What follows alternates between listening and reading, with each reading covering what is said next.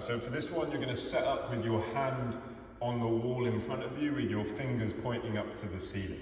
And what we want to do is ensure that there's a slight bend in the elbow, and we also want to make sure that we keep the weight off the heel of our hand, okay? So you don't necessarily have to lift the heel of the hand up. You just want to make sure that as it rests there on the wall, all of your intent is through kind of the mid hand and into the fingers and the thumb and the pinky finger. Very little intent or weight going through that mid hand throughout this whole exercise. Then what you're going to do is take a few steps away from the wall, keep the bend in the elbow, and you're going to sag your hips.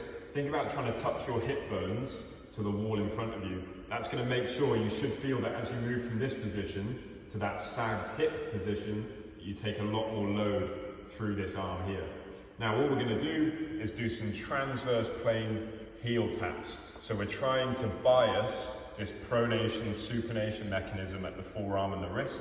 So as I have my hand here in this start position, I'm then going to lift onto the outside of my hand, and then I'm going to tap onto the inside of my hand.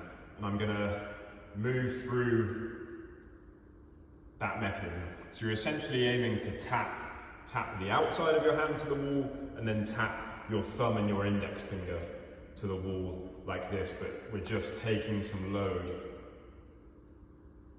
through those. Now, throughout this entire exercise, I don't want you to start taking weight on the heel of your hand. You want to keep these fingers down. It's quite challenging to do, and you should feel muscles working really hard at the top of the forearm here, down into the hand and even into your shoulder.